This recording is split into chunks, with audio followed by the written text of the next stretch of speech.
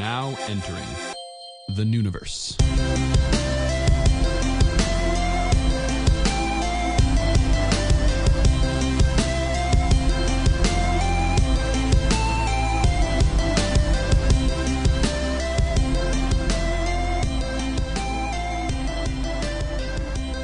Welcome to the Nooniverse. I'm your reluctant messiah, Kevin Gregory Bennett. And I'm your fishy detective, David Sullivan Axford. And since we're doing middle names, I am Grant Edward Sturgill, King Edward himself. A.K.a. G Money, a.k.a. senpai of this dojo. Yeah, that's exactly. And today, we're talking about the great outdoors. Yes, indeed we are. Specifically what we like to do in those great outdoors as men of the outdoors, or aptly named outdoorsmen. Or some variant therein.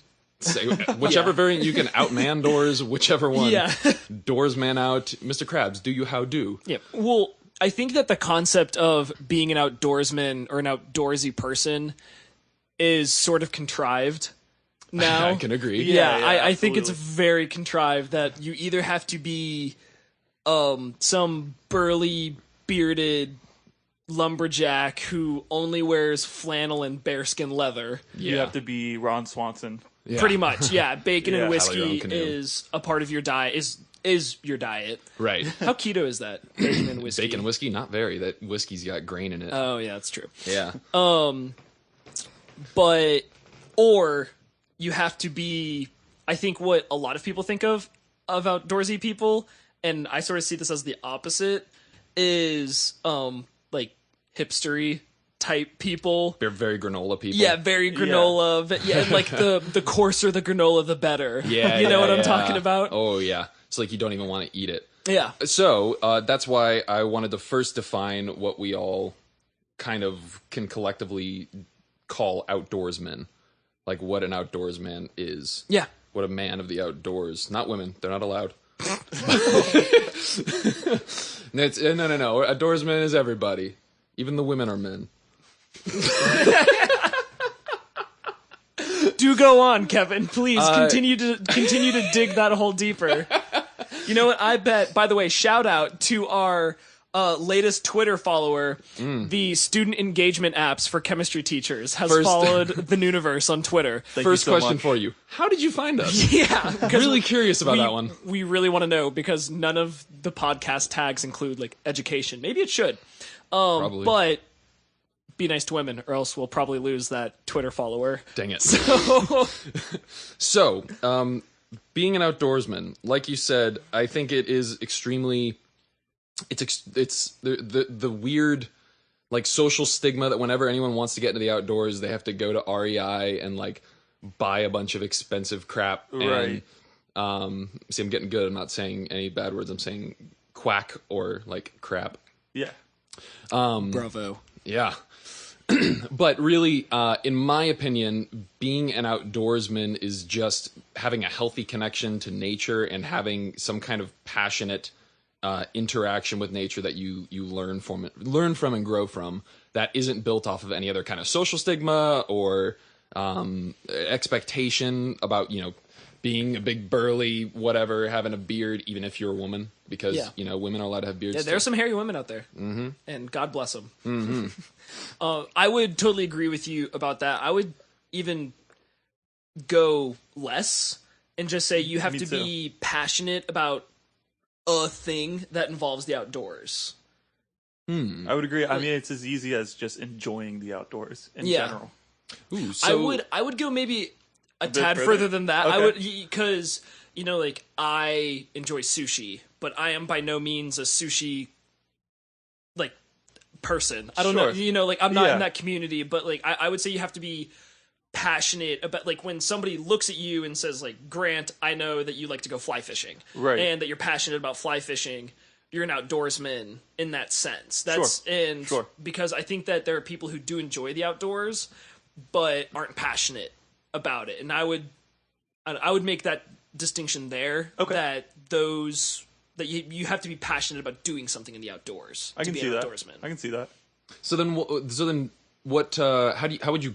I mean, this is a weird way of looking at it, but how would you quantify being an outdoorsman then? Like, if you said that it's a matter of just like being passionate about something, then how much of it at that point, since we live in this weird AI internet world, how much of it at that point is you actually interacting with that thing in nature versus how much of it is just the passion in your own head? That's right. That's interesting. Yeah, because I have definitely been a part of that to some extent. I'm a hell of an outdoorsman on Google Maps, right?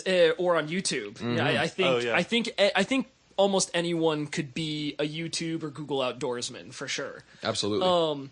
But before I got seriously into fishing and before I took a very steep nosedive into fishing, I was definitely a YouTube fisherman. Gotcha, where like, all I, instead of actually...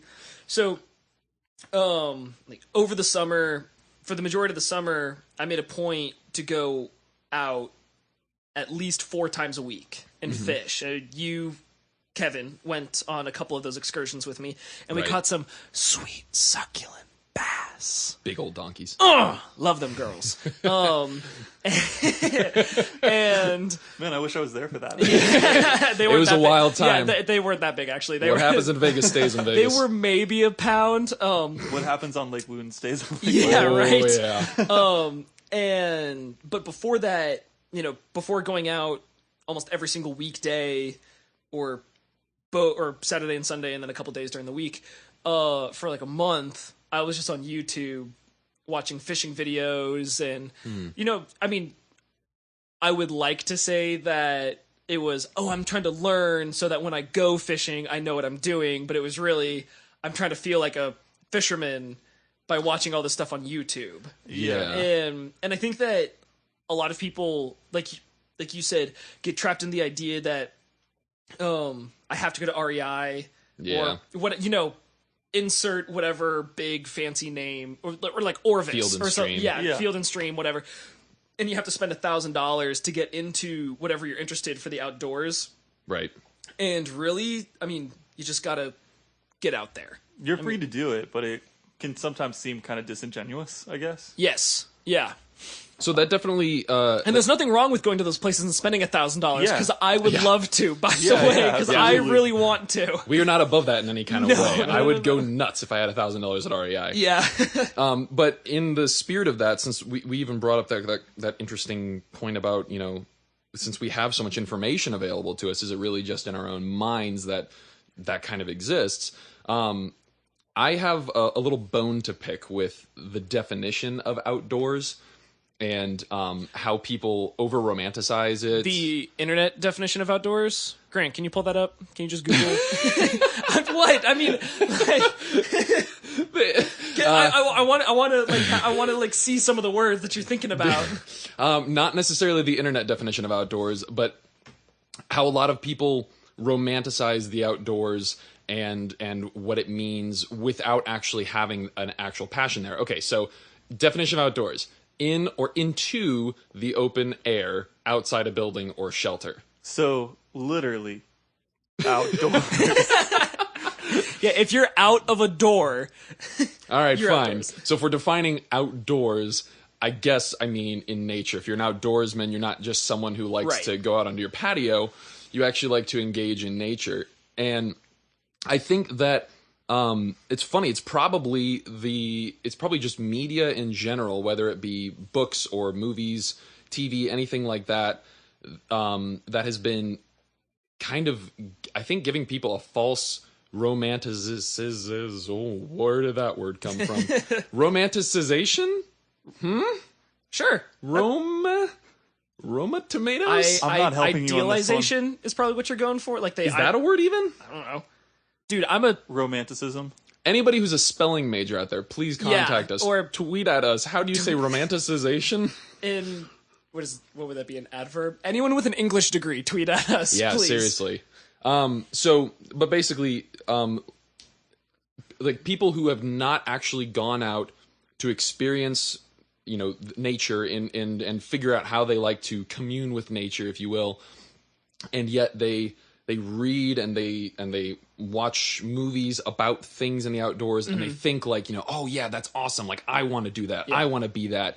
And they have like no real perspective on it, and they don't realize. So I'm really getting at Alexander Supertramp. Right. We can all talk about our dear Christopher McCandless from our home city of Atlanta, and how he was very stupid and inspired a lot of people. Luckily, I don't think anyone's ever died trying to copy what he did. But but I do see a lot of people who romanticize nature like that. Hey, I got that one. Yeah, there it is. Yeah, the one. there it is. Who they romanticize nature like that, and they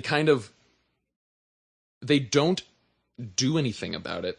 They don't actually go and find that passion, but they would look at something like Supertramp and say, like, I want to do that. And I just say, well, you're saying like wouldn't it be great if I exactly did this? Well, and this is where this conversation, I don't know, becomes very, you know, like who's in the crowd and who's not in the crowd, because because think about it, because the three of us spend quite a bit of time outside, and we ride our bikes to school and to work, and I'm literally going hiking tomorrow. you're literally going hiking tomorrow. We're going shrooming tomorrow. Yeah. And Kevin, you like to trail run, and I like to fish, and we'll get into all of this in a few minutes. But I think it's okay to romanticize. I don't think romanticizing isn't a bad thing, but I think that you got to be careful with it, and that's sort of like a whole lot of. I mean, you could even say that about politics. You know, it's okay to romanticize about politics, but you got to be careful about it, because that's where you start getting polarizing. Is when, you know, like, well, this is what it means to be a Democrat, and this is what it means to be a Republican. Yeah. And there's all this like big hoopla about it, and I think that it's okay, but particularly with the outdoors, it can hurt people. There shouldn't be some sort of exclusivity with the outdoors, you know. Right, but at the same time, is that for people who aren't familiar with the outdoors, or who are just getting into something outdoorsy, I think it's take everything with a step of caution. I mean, because like people getting eaten by grizzly bears because they romanticized about the outdoors. Okay. You know, I mean, like but it's okay. Like, grizzly bears are one of my favorite animals, so it's okay to romanticize about them, but don't think that you can go cuddle with a grizzly bear, because you're just a taco to them. I mean, because that's it. And so I don't know. That's where this conversation gets weird, is because I think everybody's got I've got a romantic view about the outdoors in a lot of senses. No doubt. But particularly with the outdoors, it can be dangerous to romanticize. Yeah, and absolutely. I think, like I said, think it's okay to, but move cautiously as you romanticize about the outdoors. I think so my main problem, part of it, I would say, is almost like an unconscious amount of like gatekeeping, but it's gatekeeping with a purpose. That there are a lot of people who I think their lives could be greatly improved if they did find some way to commune with nature, because absolutely 1,000%. Oh yeah. Like we're built for that. We're supposed to be doing that. But they look at something like an Alexander Supertramp, he's just a great example, and they think that's what you got to do. So a lot of them will just kind of dream about that, and it'll always just stay this like poetic dream in their heads, rather than becoming a reality. Like you take small steps. You go hiking for a while, and then you figure out you like something else. You don't have to literally like throw away all your money, read Jack London, and move to Alaska.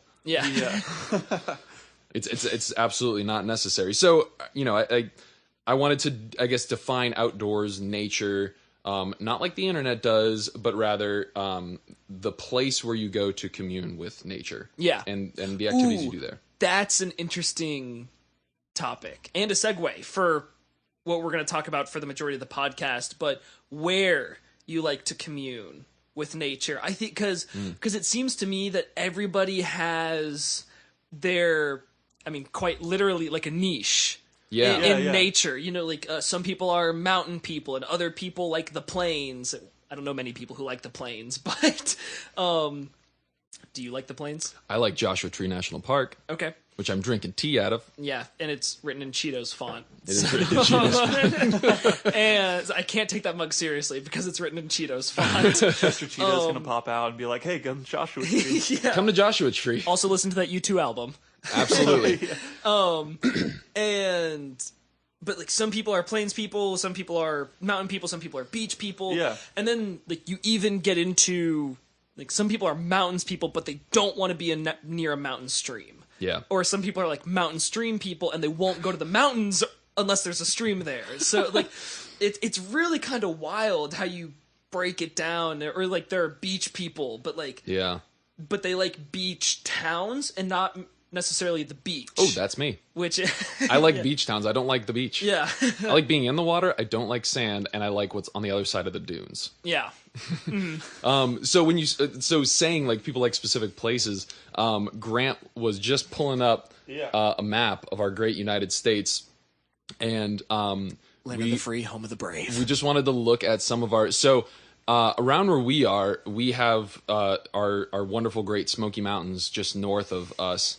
Home to some great fly fishing, great running trails, Great everything. Great camping. Seriously. The Appalachian Trail. Great photography. Phenomenal photography. Great mountain towns. By the way, everyone listening, your life is not complete unless you establish yourself in a nice little small Appalachian city. I don't think there's anything better than that. A little city, like nestled in... where's East Tennessee University? Johnson City? Johnson City, Johnson City, Asheville, Chattanooga. Oh, Asheville's the jam. Yeah, I love For sure. Asheville. Those nice little towns.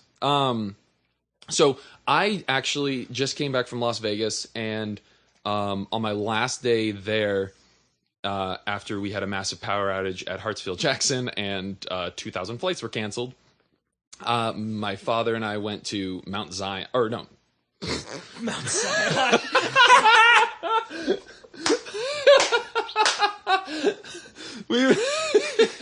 we went to... You went to Mount Zion, did you? Only Atlanta people will get that. We went to Zion National Park, and it blew my mind. Zion is about 2 hours east of Las Vegas. We're gonna pull it up on the map. So it's look at yeah, you're getting there. Oh, go to that right. Go to the right. So Zion is past Lake Mead, and it's been carved out by some river. It's in Utah. I don't know which river it is, but it's the most like spectacular canyon walls I've ever seen in my life. Yeah, that's the exact trail I took. I went up to the Narrows, and Pull up the satellite view of that. it's a pretty small like river. Honestly, you just call it a creek. And then looking, yeah, it's massive canyon walls. Talking like 2,000 feet tall. One of them looked like an IMAX screen, but it was like 1,500 feet up in the air. That's so cool. That reminds the IMAX screen up in the air reminds me of the first time I went skiing. Yeah. And I was in Utah with some family, and I was real young, and this was the first time that I can actively remember being exposed to something like incredible in the outdoors. Yeah. And I was skiing down one of the slopes at the top of the mountain, and I look up, the whole time new to skiing, looking down on my skis, oh my god, and I look up, and the world around me looks like a painting. I looked up, and I was like, this should be hung up in a museum somewhere. Yeah. I mean, like, people need to see this. Were you at Park City? Yes. It's a big ski place in Utah. It was a long time ago. Well, Zion was phenomenal. It was very cold in the desert. I kind of keep forgetting that every time I go out to the desert. It gets very cold. But it was phenomenal, and it made me want to run, and the water was freezing cold. Did you get in? Yeah, I got in. Oh. I got into it's not like a big river. It's more of a creek than anything. And it was really cold. I didn't get in completely, but I was wearing shorts, so I kneeled down and got up like past my knees. Baptize yourself. I did baptize myself. Yeah. I did put my head in. Oh, so nice. There you go. I got baptized in the waters of Zion. Yeah.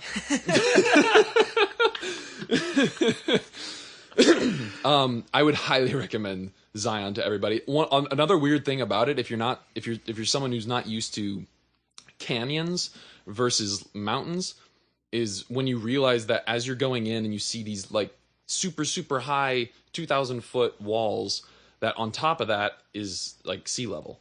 Right. Yeah. Yeah. Or that, it's just a plane on top of it. So like when you're running through those canyons, you're sort of like you're low. Not underground because it's open. I don't know. It's like subterranean almost. Yeah. It's very strange, but it feels like it's just these huge walls. Can you feel the difference in, like, I don't know, did you go to the top of any of the canyons while you were there? Oh, okay. They weren't easily accessible. Because I've never visited a canyon or that I can like really remember. Yeah. I've been to Cloudland Canyon in Georgia, but I don't feel like that's high enough. I don't know. Like, it doesn't I'm make wondering too much if you of a could like difference. feel a difference. Well, between even Chattanooga, with the Cumberland Plateau, like if you're looking south to north, all those mountains or all the ridges up there are flat on top, basically, because that's where the Cumberland Plateau starts. Yeah. So you can kind of get a The rest was carved out by the river? Yeah. Couple Really? Rivers. Lots of rivers. Wow. I didn't know that. So the Cumberland Plateau is really a plateau, and everything else in it is a valley, but it's probably just really old. That's why it looks... I can even pull it up for you. Let's pull it up. So, do you want to get into our topics? Not quite yet, Okay. because when I was at Zion, I saw people rock climbing, and that brought me up to just in trying to continuously define exactly what the outdoors was. Little interesting tidbit about me that a lot of people around me back at this point seem to forget is that at one point, this was probably 4 years ago. It would have been 4 years ago. I was actually very seriously going to just like kind of quit everything and go be a dirtbag rock climber. And I had a really good paying job, a co-op while I was going to school. And at that point I knew I wanted to be a I didn't know I wanted to be a doctor. I knew I wanted to be healthy, and and that was it. I just knew I wanted to be healthy, and I was a very avid rock climber. And I was climbing every single day after work. I was going on trips every weekend, doing as absolute much as I can. But it is never enough, especially with climbing, and that's why I had to just cold turkey the whole thing. And I even went to I was planning on buying a van, outfitting the van so that I could live in it, and then I was going to spend about a year more at the job, and then I was going to drop out of school and go be a dirtbag climber. No way. Yeah, I you haven't even told me that. Yeah, I was at car lots. I went to CarMax and I was looking at Ford E350s. Well, you told me. Well, we both know how into vans. Yeah, we have a deep passion for vans. I've never met anybody who has more passion for vans than y'all. Every time we were driving on the road, I'll stop a conversation, look at one of those nice Mercedes, and I'd be looking for like a nice Mercedes car, and it's a white Mercedes van. Yeah. Like it came straight out of the French Connection. but yeah, I was gonna do that whole shebang. Hindsight 2020, glad I didn't. That would have been a bad idea, but I definitely had to stop cold turkey and to get away from that. But that was an extremely outdoorsy time in my life. That was probably the most outdoorsy I would ever call myself. Yeah. By a more traditional sense.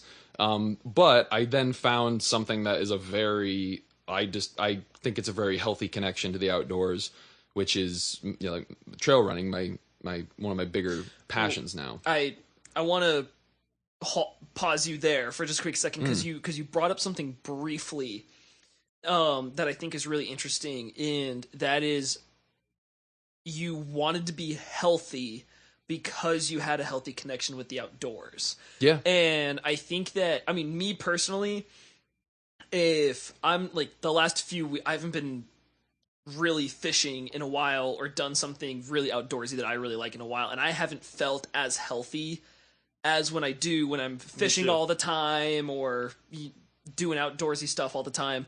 And for me personally, my health begins with the outdoors because because my thing is that like if I can't go scuba diving because I'm unhealthy, I'm unhappy because I want to go scuba diving. Or if I can't, if I'm not healthy enough or fit enough to wade through streams fly fishing, I'm unhappy because I can't reasonably fly fish. And I think that for a lot of people who want to get healthy, start with the outdoors. Start with doing something outdoors. And I think that because I mean when you think about it, a lot of the people that I know who are trying to get into going to the gym or exercising or something, one of their big things is I don't want to go to the gym. Yeah. As it turns out, you don't have to go to the gym to work out. Yeah. And and I think that if a lot of people, ran a mile twice a week, something outside, outside of a track, inside, because the people who I've talked to, they've said, I feel judged. I don't want people looking at me, like I'm annoyed by the meatheads who, are hogging all the dumbbells or whatever, and I get that, I get that.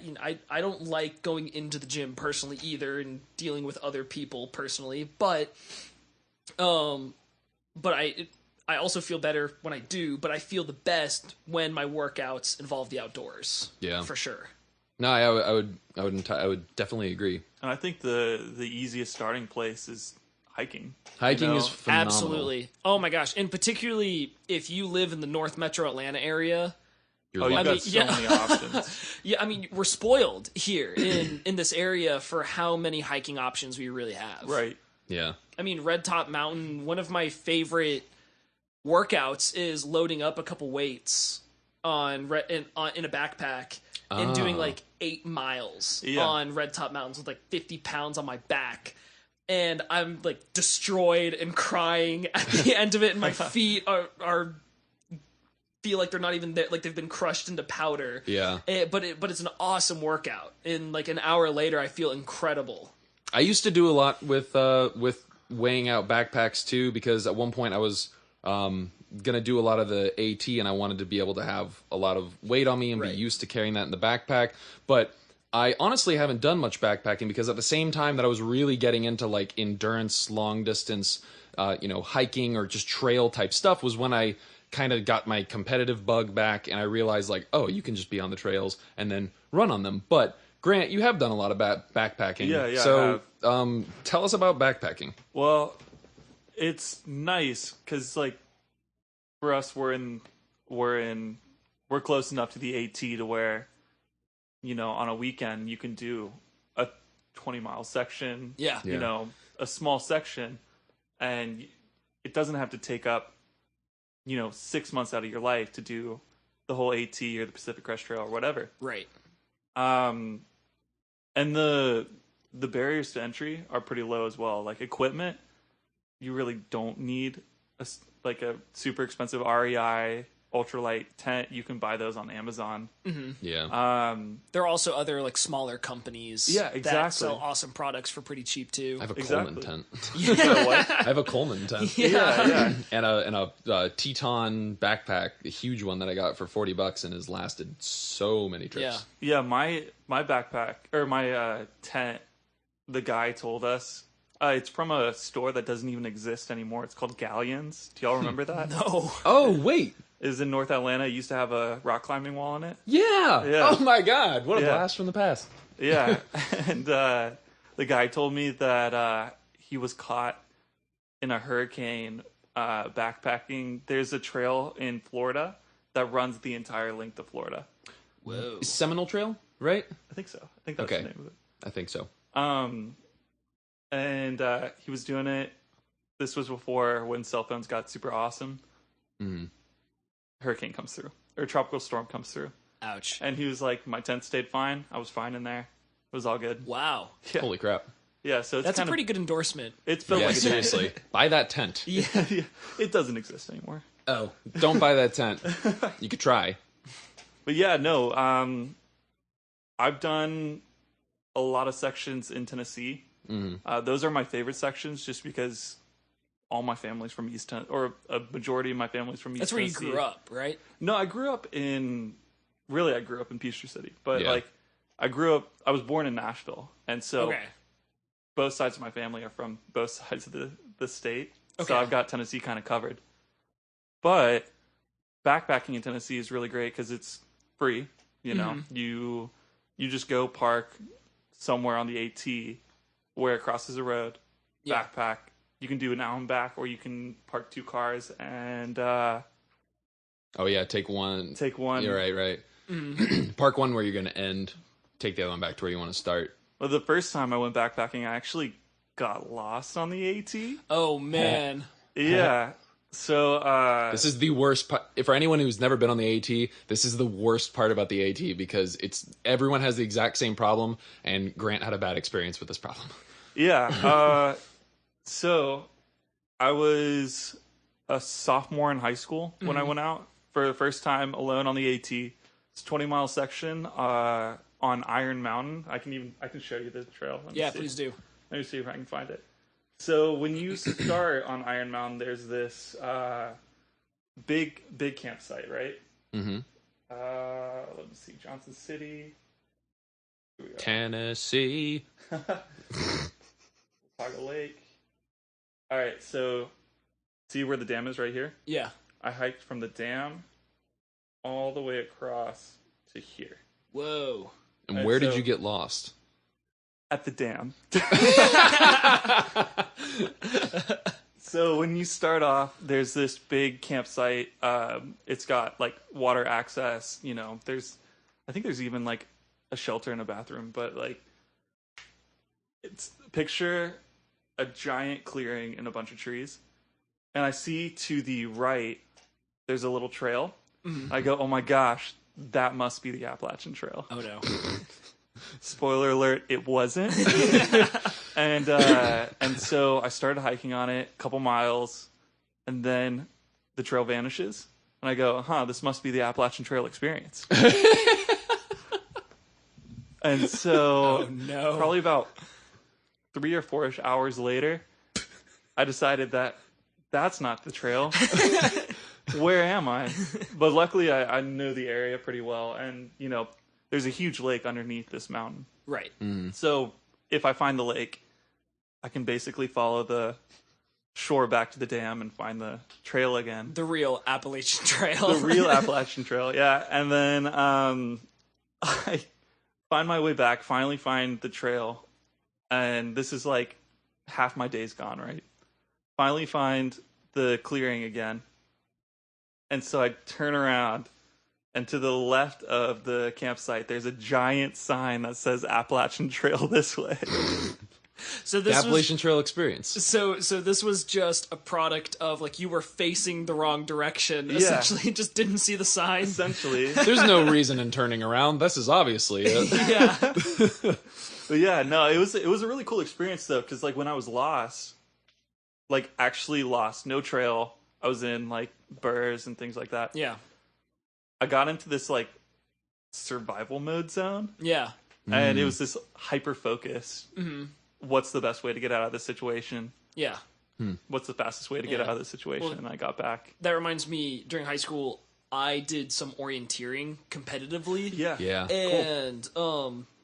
And I loved like running through the woods, no trail, like got my compass, got my map.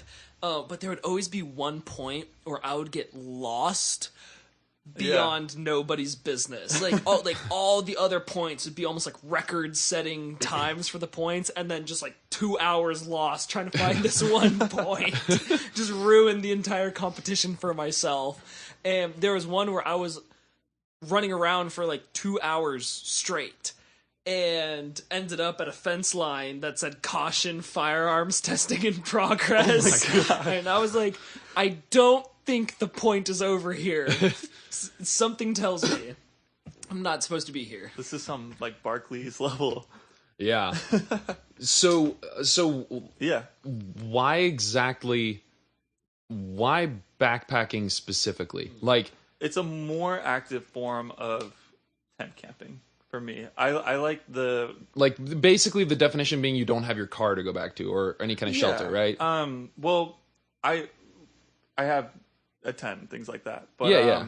But you don't have any other place, like there's no escape kind of. I mean, you can always you're probably never more than like 20 miles away from something. Absolutely, and there's checkpoints all around the AT. But for me, it's being able to basically hike longer. It allows me to hike longer distances and see more out of a hike than, say, if I did, a couple miles at Red Top Mountain. So it's more active camping and hiking. Yeah, absolutely. Okay. And like I've done trips where I've done backpacking and fly fishing, which has been amazing. Take me with you. Yeah, Lake Fontana, or Lake Fontaine in North Carolina. Phenomenal fly fishing. Well, so there's this creek called Hazel Creek, and it's right back here, and it's phenomenal fly fishing. But you have to canoe there, and it's like a 4-mile canoe. So it's pretty crazy. That's awesome. Is it away from all kinds of like roads and stuff? Oh yeah. You can't get there. You have to. Grant, when are we going? I'm dead serious. When are we going? Let's. The whole idea of like getting I mean, I've done a lot of backpacking, camping overnight, like away from car. Like you can't get back to your car. Basically, like you have to camp, things like that. And it still kind of spooks me. I don't know. It weirds me out too. I've never done camping. Like really? That. Yeah, I've never. Not that I can remember. Huh. And I've been, and actually, so one of my points is camping, and the reason why I wanted to bring it up was because I don't know much about what I guess I consider maybe like hardcore camping, or what hardcore campers may consider real camping or something. But yeah, I've never been somewhere where I wasn't a short stroll from a car or another structure or something. Gotcha. Yeah. So and I enjoyed it too. I mean, but except there was one trip that will forever be burned into my memory for we all just have that absolutely sucking. Yeah. Well, let's hear about it. Okay, so I forget how old I was, but I was on a Boy Scout trip camping. Oh boy. And I remember being told, like, we're going to Cloudland Canyon, and this was in April, I think. We did that trip. And okay. Yeah. And it was in April, and weather projections, it's going to be sunny, it's going to be warm, we're going to do some awesome hiking. And it was sunny and warm for like 4 hours while we were there. And we made it to the top of the canyon and got to take some pictures or whatever, but then clouds started to roll in and the temperature dropped like nobody's business. Jeez. I mean, it was ridiculous. Yeah, that'll happen. Yeah, and I was expecting a warm, pleasant weekend in the woods in northern Georgia, and not a freezing weekend where it actually ended up snowing in April in Cloudland Canyon. And I just remember freezing, and I mean, like, seriously thinking, I'm gonna die. I was like really thinking, this sucks, this is terrible, I'm cold, and also the guy who I was tenting with, it was an older tent and it had a massive hole in one corner, so as it was snowing and snow was melting, because it was just warm enough to where it wasn't sticking, everything was wet and miserable, and the tent was wet, and I didn't know, like, don't bring your wet boots inside the tent. Yeah. Leave them on the tarp outside underneath something. Yeah. I didn't know that at the time, so then like, that was going, and it was just horrible. It was so bad. We had a cold rock climbing camping trip. Oh God. Oh, for the amount of good experiences I have with rock climbing, and that like makes me almost yearn for it and like look back at it as a nostalgic thing. I have so many bad experiences that make me kind of glad that I'm not doing it anymore and not being aforementioned dirtbag. Yeah. Lots of screaming barfies. Lots of. That was so bad. We know exactly which one we're talking about. It lends itself to lots of pain. But since everyone's sharing near-death experiences with the outdoors, I have a fun one too, where I did enter that survival mode. So my main mode of communing with the outdoors, as we've been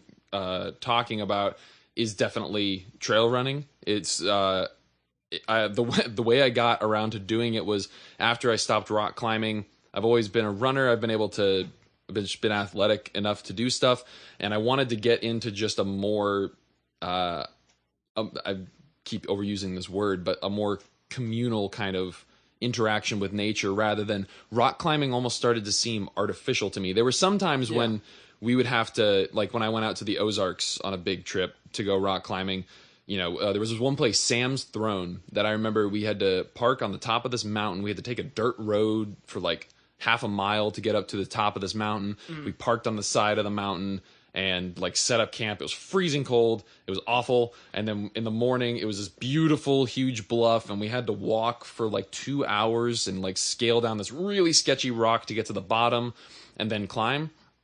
But it normally wasn't like that. It normally was just you go outside, you go to a beautiful place, but you just park there and you do the climbing.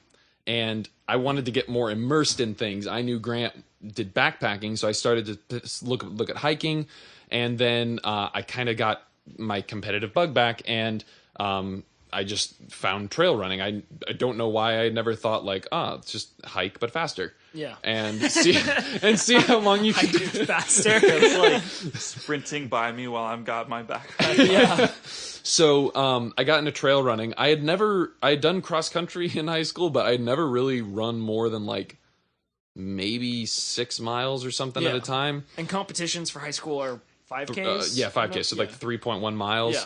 Yeah. So I'd never done much. We grew up in a great town for running on golf cart paths, which are basically like trails, just meandering through the woods. But trail running, when I first started getting into it and I saw people saying like, oh yeah, I did 20 miles, I did 30 miles. I was like, okay, well, I guess that's what I have to do. Yeah. So I started going out, and I practiced for a while running like 5 miles, 6 miles, and getting to the point where I could run like really fast and knock them out with no problem without even like losing my breath.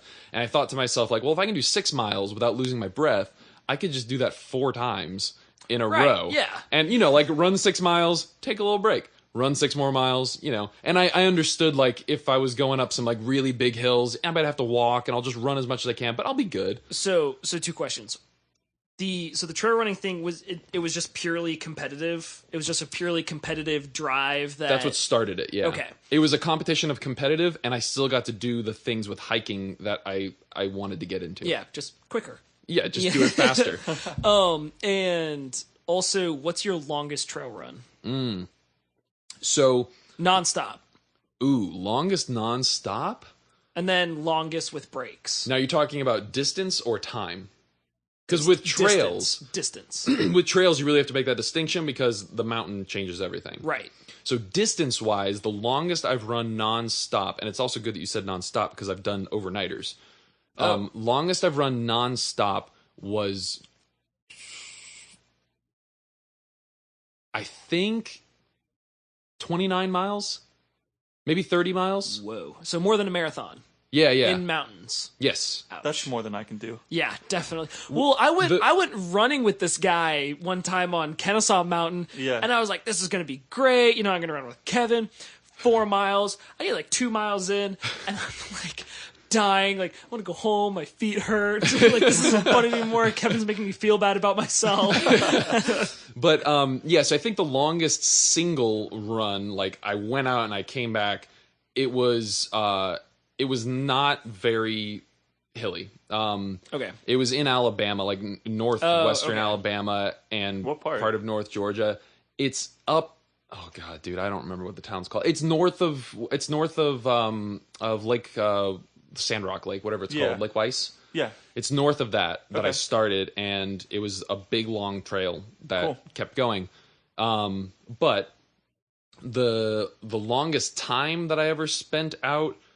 That's probably also one of the times that I did like a 2-nighter. The most I've ever done was, I think I ran like 16 miles one day, then I slept, and then I ran 20 miles the next day, and then I got picked up. And that was in the AT. That was just north of Gatlinburg is where I started. Okay, cool. I didn't want to go south of Gatlinburg because south of Gatlinburg is some of the worst, in my experience, for they're pretty steep.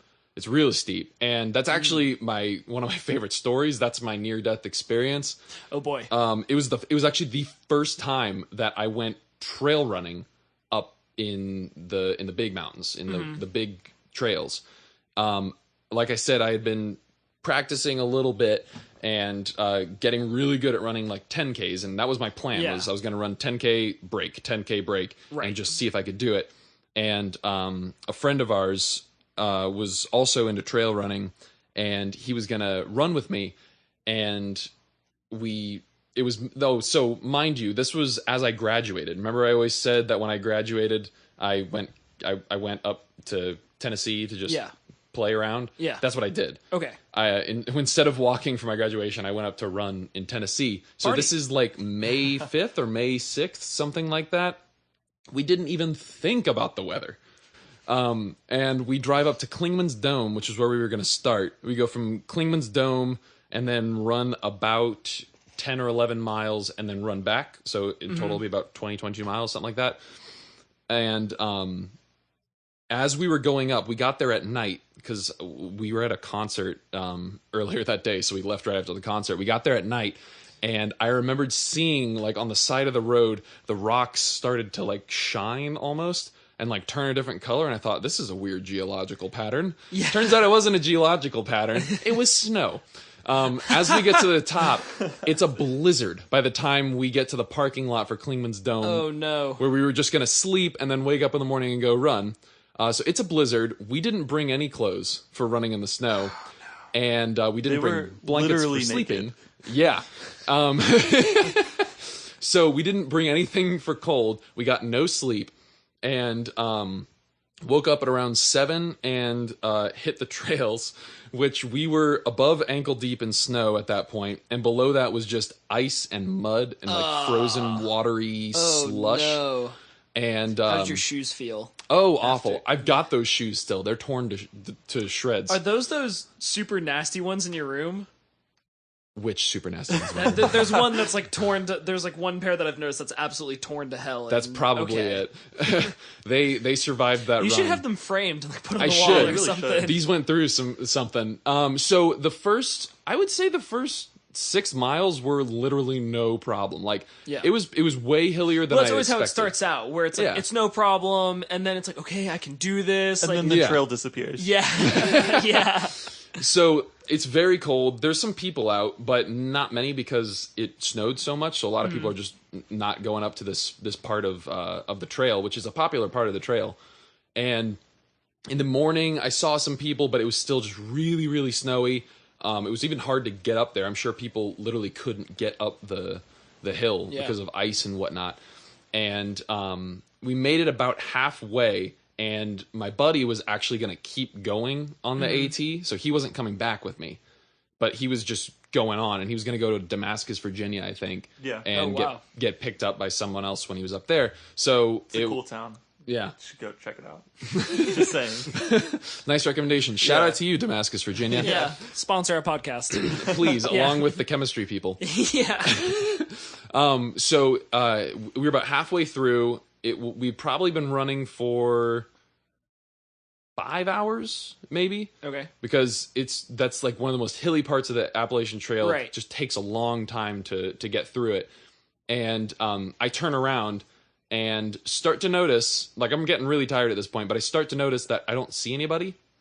And I get to the point, maybe 3/4 of the way through the run, where I can't run anymore. Like, I didn't prepare correctly for this. This was my first trip. You didn't bring your snowshoes. I didn't bring my snowshoes. I didn't bring enough water or food. I was grossly underprepared. I was Alexander Supertramping this thing. Lesson to all you out there: don't do that. And when I looked up at the sky, I noticed that the sun was setting. Oh, and God! Immediately I had that like, oh, I'm gonna die. Yeah. Like if I'm out here and it's this cold and I have no food, like I'm gonna freeze to death. And so I freaked out, and that bit of adrenaline just like pushed me through. And at that point, there was no running happening. It was like crawling up hills for like 3-4 miles before I got back. But I did get back. In total, it took me 10 hours to run that run my first time. I've gone up since, and I've done the same run without snow. But How's with that? It was wonderful. Yeah. With a lot more training, I can do it in 7 hours now. Oh, wow. So it saved a lot of time. So another question for you. Do you ever in the future want to do like Cameron Haynes or David Goggins-esque races where it's like 100 miles through Death Valley, or the Moab 150 or whatever the heck, or 240 or whatever the heck it's called, or it's the Bigfoot 200, stuff like that? No. Okay. Absolutely not. What about the Barkley though? So the Barkley, that was another point I wanted to... Fun run. I could fun run the Barkley. So that's another point I wanted to bring up was these ultras. Because obviously when you get into trail running, you start to dance around with the whole ultra thing, because it's a very like romantic idea of like pushing yourself to the limits of human ability. Right. It's kind of like weightlifting in a lot of ways. Like, what is the absolute max that a person can lift? Trail running is the same way. What's the furthest that a human can run? Yeah, that's an interesting way to think about it, because I mean it really is that. Yeah. I mean that's what it is. It's some psychotic freak athletic thing that people can do. I mean it's superhuman. I mean really. It's a true test of human endurance. Yeah. So I can say on like that girl that just won I thought it was the Moab, maybe it was Moab 250. No, it's the Bigfoot 200. Bigfoot 200 is what she just looked that up. Senpai Grant, pull that up. Can you get that? So this girl, who it is? No, I recognize her if I saw her. You could type in like girl Moab 240. The girl that just won it. I guarantee you she's going to be on it. Courtney DeWalter. Yeah. Courtney DeWalter, 238 miles through the Moab desert and mountains, and she won it by like 10 hours. And by like 2 marathons or something. That's absurd. And this is also when you start to get to longer distances, like the muscular differences between men and women, it's more apparent when you have sprinting. It really starts to go away when you get to long distance running. Right. But I think this race still had a man held the record for a long time. She beat this thing. She beat not only the world record, but she gapped the second place guy who was 10 hours behind her. It was like 20 miles, 10 hours. Joe Rowe, when he had her on, said like you could have like had a full night's sleep, gotten a big old breakfast, big steak, whatever you wanted, and still won, and then shown up at the finish line and said like, "Oh, you're just finishing now? Yeah, really? Must have sucked out there." So these kind of things, like when I was just in Zion and when I've gone to Joshua Tree before, all I've thought is like, "Wow, I'd love to just run forever out here and do something like this," but it's unhealthy. Knowing you, okay. Despite that, knowing you, I think you're going to have maybe not the follow through, but the inclination to do it at some point. Yeah. So I'm wacky enough to do this kind of thing. I thought you were about to say I'm worried about that, which I would be. No, it takes a certain amount of like just love for doing something like stupid and doing something crazy just for the sake of doing it. Yeah. Like I feel like you would do it. Like I don't think you would fly out to Moab to do the Moab 240. I think you would just do it on your own. I would definitely do it on my own. Like Forrest Gump it. Yeah. Well, that's. I mean, most of the runs that I do, whenever they're longer or I give myself like time restrictions or something like that, like a lot of them are kind of crazy and like I'm pushing myself to my absolute extreme. And that's I think that's the healthiest way to do it, to not chase these kind of races, and especially as Grant mentioned, the Barkley, which is one of the most like steeped in mystery and like sought after running lore. It's one of the top running events. For anyone who doesn't know what the Barkley is, in what was it, the early 70s or mid 70s, James Earl Don't say Jones. James Earl Ray, the guy who shot Martin Luther King Jr. I think it was James Earl Ray. Not James Earl Jones. Not James Earl Jones. Darth Vader did not kill or Mufasa. Yeah. Rest in peace, Mufasa. Yes. So The Barkley Marathons was made by this guy named Lazarus Lake, who he saw. Okay, hold on. Here it is. James Earl Ray. Yeah. So James Earl Ray killed Martin Luther King Jr. He was put in a Brushy Mountain State Penitentiary in 1977. He escaped, and it was big news. It was all over the place. And this guy, Lazarus Lake, was living around there at the time. And when they finally found this guy, it was 55 hours. Yeah, he said it was something like 6 hours. And the guy was exhausted, covered himself in leaves, and just like tried to hide. But the bloodhounds found him. And as they tend to do, Yeah. They can smell. They're not fooled by leaves. And this guy was watching the news, and he was just a kid at the time. He was like, 8 miles? That's funny. I could do 100 miles in that time. And so he decided to make a race that's actually 125 miles, I believe. Oh, wow. Or 130 miles. Anyway, it's something around there. And it's called the Barkley Marathons. And it actually goes around and underneath that penitentiary where the guy escaped from. Yeah, they actually use a water drainage tunnel underneath the penitentiary. What? Yeah. And so the race is in 5 loops. There's a phenomenal documentary about it, but this guy never advertised it. It was kind of just word of mouth, like whenever people heard about it, and it started to gain because no one could finish. Bigfoot. Yeah, just like Bigfoot.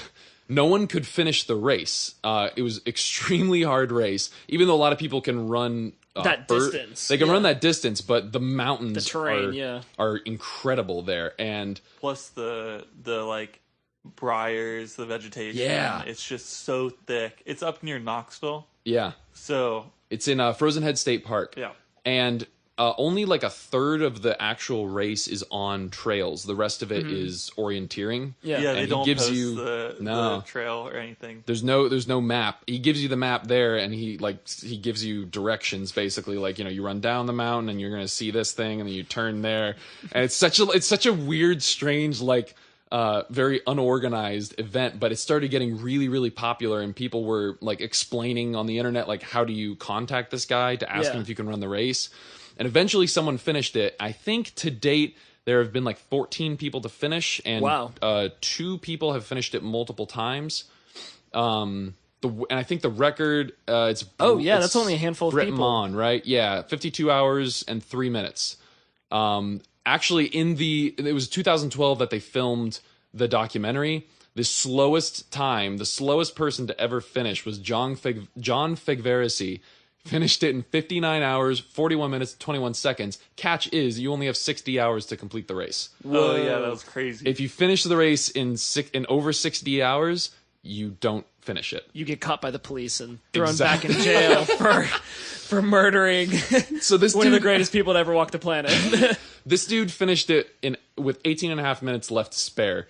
And 3 people finished it that year, which was kind of incredible. But it's a very, very hard race to finish. Hardly anyone has finished it, and I've been very enamored by it. But at the same time, just thinking to myself, like, the amount of training that goes into that, and what you have to do to your body for those things. Like a full lifestyle. Change. Looking at people who have done this race, and then seeing, like, a lot of them have listed the different things that they had to take. Like, I took 10 ibuprofen, 15 caffeine pills, all this other stuff. It's like Hunter S. Thompson level running, and it's kind of scared me and made me not want to do it. So I stepped away from ultras, as cool as they are, and as just interesting as they'd be, and as a cool, like, badge on your shirt, right? Yeah, that's where you put badges. That's where you put badges. I don't know where badges go. On your mantle, that's where I would put one. Well, where did Ash Ketchum put his gym badges? Ooh, inside his jacket. Inside his vest. You need a vest. And I'll put your badges inside the vest. My ultra badges. Yeah. Well, so I just noticed, because I'm unobservant and I haven't been looking at the board like I should have, even after writing on it. Yes. Grant. Yeah. you have on the board. You have written board sports. Yeah. Now, are you talking about like these kind of boards, whiteboards, No, or chalkboards? Well, mostly like, I guess I call them chalkboards. Chalkboards, okay. Okay. Yeah. Okay. Tell us your chalkboard sports. What do you do? with chalkboards? No. That was a really bad joke, Kevin. Fell apart. Yeah. We're gonna give that a 2 out of 10. Yeah. We'll just quack over that goof. Yeah. But yeah, no. In high school and like middle school, we all got into longboarding and skateboarding. And when I moved to Georgia Southern and moved to, within an hour of the beach, I bought a giant skimboard that's right behind you, and got really, really into skimboarding. Okay. So it's just something that we've kind of grown into. Skimboarding's hard. As it turns out, it's really difficult. Like doing good skimboarding? What's that? Like doing good skim. Could you ever like flip? Yeah, I did a backflip once. It was amazing. Whoa. It was the best day of my life. It's also really dangerous. Well, Hit the Or sand. it can be. it can be. Because sand, when it's wet, It I mean, hurts. yeah, it really hurts. I know a guy who Very hard. just brutally broke his arm skimboarding. Yeah. So what that board's for versus like what like a wooden board is for, where like kids are like throwing it on the sand and just going like woo. Oh, so this is different. This is you're going out to the wave and then surfing it back. Okay. So I'm gonna pull up a video for you. yeah. So So- like, what's the difference between this and surfing? So where you surfing, you start? start in the water, surf the wave. Okay. This you start on the sand, run out. It'll make sense. Okay. This you start on the sand, kind of use the slope of the sand to give you extra speed. Hit the run, get on the board. It goes out towards the wave. The wave's coming at you. Okay, so instead of surf it going back. parallel with the water, you're going perpendicular with the water. Yeah. Okay. And you have to Absolutely. have a big beach. I remember I've seen people who have done like your kind of skimboarding. Yeah. And you got to have a really long beach to get out to that stuff, right? Because you can't just skim like whenever I've seen skimboarding, like little kids doing it kind of thing, like the wave is like crashing as soon as you're on the sand, basically. Yeah. They're called. How is that guy doing that? They're called shore breaks. What the heck? So the wave literally is crashing on the Yeah. shore. And you Okay, want it so to this is totally different from my Yeah. perception of skimboarding.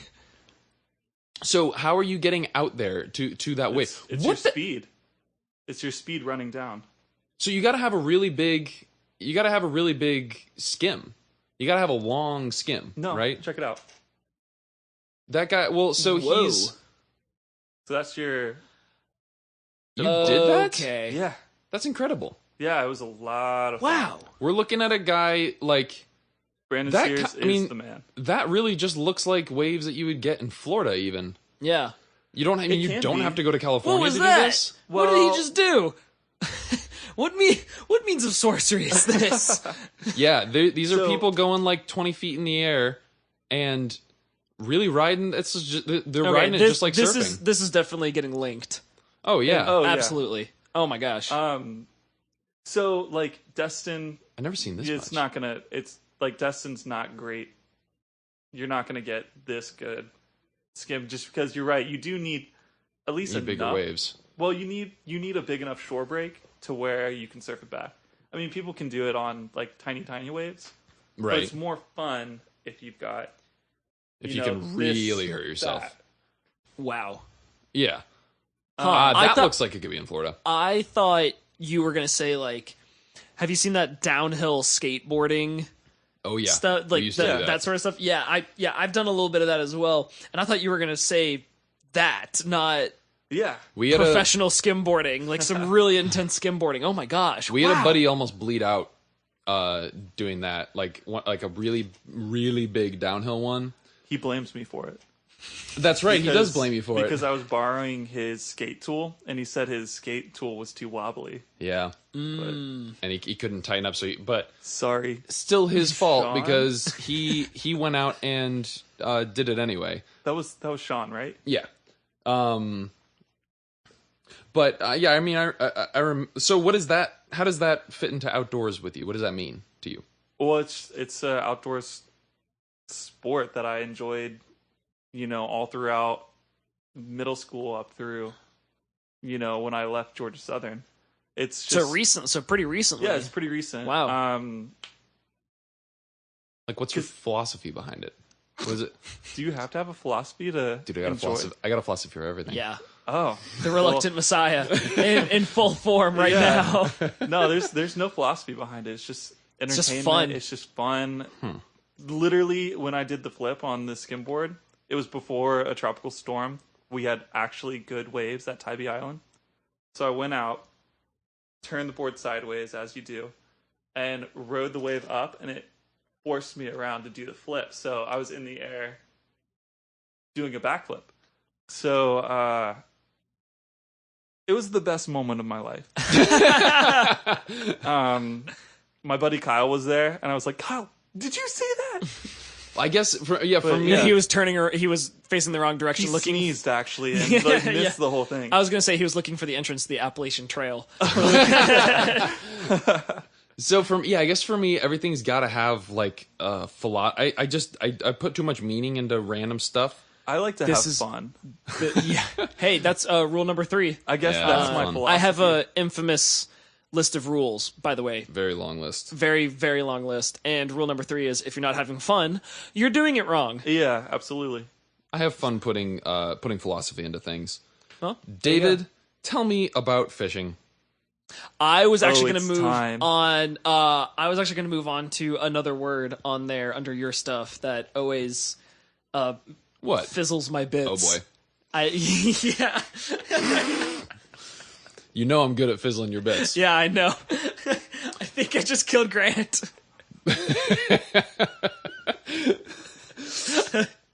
Trademark the Nooniverse. Fizzling your bits. Fizzling my bits. Fizzling your bits since 2017. That is such a good phrase. I bet you can guess the word. Is it anthropology? It is anthropology. I bet it's Yes. anthropology. It's on your board? Yeah. So, my one of my loves for running. So, being someone very interested in health, I also grew to be very interested in biological anthropology, which I feel like most people who are interested in health, not necessarily being a doctor, because being a doctor means a lot of different things. But if you're interested in health, you should be interested in us as an organism, as a species. There's a great book called The Naked Ape. It's a zoologist look at humans. Yeah. And I think that's an important way to look at people from a health perspective. Just seeing like what do we actually have going on with us? How should we be treated as an animal trying to be healthy? Right. So with running, I started to research what people knew about like the difference between humans and other apes. Some of the There's big a things. big difference. There's a huge difference. Yes. Yeah. And, Yeah, as it turns out, we're not the same. and as you pointed out in your presentation recently, humans were able to run. And we could run way better than everyone. It allowed us to live in different places, to hunt different food. We didn't have to be sprinters anymore to catch things. We could, Well, no, I mean, or anymore. We never were really. Yeah, I mean, it's, as far as primates go, it's fast shuffling around. Really, it's just like accelerated shuffling around mostly. Yeah. And so now that we could run again, we could be like, I guess you would probably know this from a hunting perspective more, but since we had this ability, we developed the ability to run like no one else could. Yeah. Then literally like no other organism. Yeah. Then we became an apex predator. Yeah. Okay. Right? Yes and no. I think that it's an ability that has helped us maintain apex predator status, but going to the way back, Homo habilis, he could walk. It could walk, but it was still very much. There's still quite a bit of evidence for it being preyed upon, by much larger, ferocious animals 1.6 million years ago or whatever. But you get to the first runner, Homo erectus, and they're still getting beat on by predators. They're still getting the reach around from predators for a big extent, and that's and not also from predators, but also from the things that they're hunting, like rhinos. Yeah, apparently they're mean, and apparently they're really powerful, and they don't like being poked. Do a lot of other animals do that, where they'll hunt something that can also kill them? Yeah. Yes. Yeah, absolutely. You look at lions and water buffalo. Right. And I just saw you're right. something on Reddit that was a cheetah that was pulling an alligator out of the... Yeah. Whoa. Oh, yeah. Or jaguars will take caimans out of the Amazon. Okay, is that what it was? Okay. I think so. Jeez. Okay, but yeah, and caimans get 18 feet long, but jaguars will not hesitate to snag them out of the water. Dang. So, and also the other way around, a caiman will snag a jaguar off of the land. So, jeez, no one's the apex. No, yeah, I guess that's the crucial problem with what I said. I shouldn't have been so quick with apex. And also, as useful as running is, I still, and this was like one of the big takeaways from my presentation, is that brain evolution, I think, played a much bigger role into us being predators than, say, like running, because and although like nobody can be a endurance runner, and that's the whole crux of this, is that it's endurance running. So having the capacity to run 100 miles. Right. Lots of other, no other organism can really do that at an endurance pace and an endurance metabolic rate like we do. Yeah. We have specific metabolism designed for us to do that. Specific metabolism, specific morphology, but I think that brain complexity, size, and articulation leading to tools and weapons and that sort of stuff, I think that has more to do with humans being apex predators than running, and running just made that better. Right. If that makes sense. Yeah.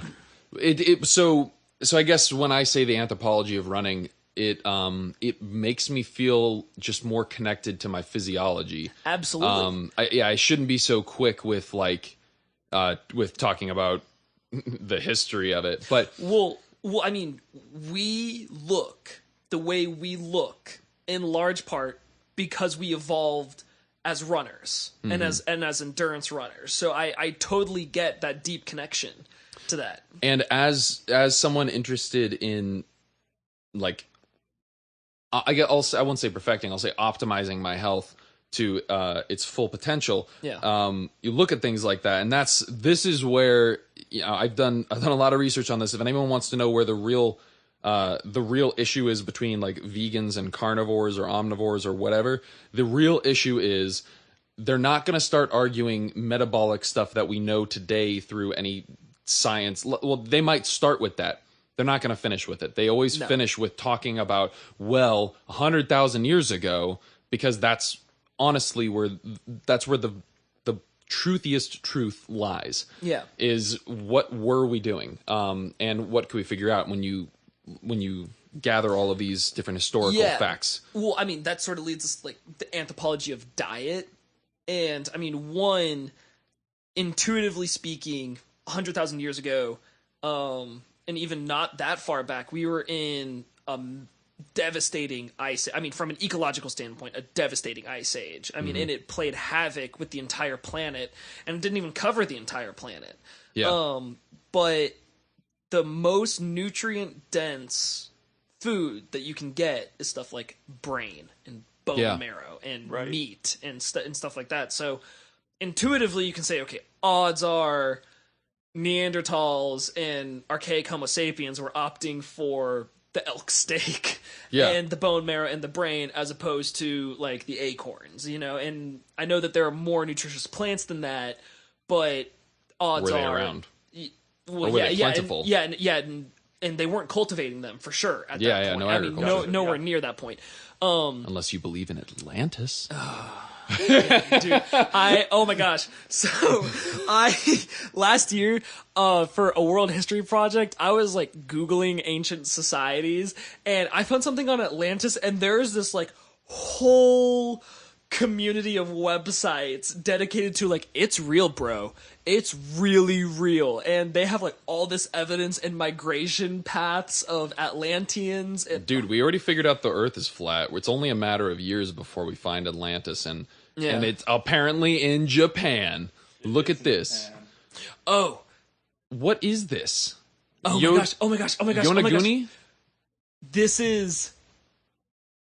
What is this? So this is a really good segue. Can we go to? Yeah, go for it. Can we go to my first point? Explain what we're looking at here. Okay, so this is a giant, and when I mean giant, huge. Bigger than Trump's non-existent wall? Bigger than Trump's non-existent wall. Temple. I think it's off the southeastern coast of Japan. Oh my god, this is frightening. And there are corridors and stairways and courtyards, and I mean, it's almost like a city, really, underwater. And this is one of my dream scuba diving locations. I mean, me too. Perfect. Even though I've never been scuba diving. Go. That's. Ooh, would never do it. And I'm using this as my segue into scuba diving. Yeah. Because this is one of my dream scuba trips. Yeah, there it is. Look at that. That's the whole thing. Oh, okay, so this is a 3D recreation of what the actual thing is. I assume that's to scale. Like, that's about, like, if you were a diver, that's how big it would be compared to you? No. Descending. That's you descending on it. So that's you close to the surface descending on it. About how big is this thing? It's huge. Oh my gosh. How far underwater is this? So this It's really also does, pretty deep. This really does look like some kind of building made out of stone. Okay, this is some good perspective. Okay, so this is a dude like scuba diving through it. Through a corridor, which looks like if that guy's maybe like 5'10" or something, then this thing might be 15 feet tall. Yeah, easy. Wow. But he's also not standing up. Well, yeah. Trying to flip him a little bit. And that's just a corridor. And this is like one of the great mysteries of the ancient world and great mystery of the planet. And this is definitely one of my bucket list dive sites that I want to do and do the entire thing too. I see on the side there. It's showing you in meters. How tall this thing? 25 meters? Yeah. Let me see if I can show you a res shot from above down, because it's pretty incredible. And so, 25 meters, you're pushing 30. I mean, you're pushing 100 feet of depth, and that's when you hit the top of the structure. So not to mention going down to the structure as well. Wow. Yeah, it's You know what? You might be able to convince me to go diving with you. Oh, dude, you're definitely going diving with me. Okay. That's convince me to go diving. Okay. I want to now I'm really interested. Convince me. Okay, so I guess I'll work backwards on my little list of scuba diving things and like places where I'd like to dive. There's a German U-boat off the coast of North Carolina. I've heard about that. Another bucket list dive, and I think it's considered a tech dive, which is like you need almost the level of gear of like military grade for breathers to go down there, because it's very, very deep. It's a pretty dangerous dive too, but it's supposed to be incredible. I mean, it's just supposed to be awesome. Yeah, but you also I'm so glad it's a dangerous dive. Yeah. Well, that's nice. That coming from the dude who goes off running for hours and hours in the middle of the woods. Come on. The woods can't drown you. Anyway, continue to convince me with this amazing... But you also get to interact with ecosystems that you never really get to see face-to-face. So, with not seeing them face-to-face, we can see Japanese Atlantis from a satellite. Why? Right. Why go underwater? Why go running in the trails? why commune with nature? Why go outside? Why be an outdoorsman? Why have this podcast, Kevin? Why discuss this topic if we can just look at it on Google? Because we're outdoorsmen. Philosophy showing. Because this is philosophy, man. This is falafel-fee. Yeah, I could go for some falafel. Ooh, we should get falafel. We were talking about that earlier. We were actually talking about that earlier. It was a great falafel place. But scuba diving for me, it was like I've always had a really close connection to water. Like if I'm not in the general vicinity of water, I'm generally not happy. Or a body of water, I can always have a water bottle next to me, but but it needs to be a body of water. Here's some therapy for you, David. Yeah, thank you. That's why I got super excited that Grant left the water bottle out for me before the podcast. But I've always had a really deep connection to water, and water for me has always been very calming, and I've always enjoyed being underwater. Like, I remember learning to swim and always testing how long I could hold my breath underwater and and at a very young age, quickly getting to like 30 seconds, a minute and a half, and I can, with a little bit of practice, I could easily do 2 minutes now. Yeah. And I don't know, like the sound of being underwater. It's incredible. The perspective you have of being underwater. I'm speechless talking about it.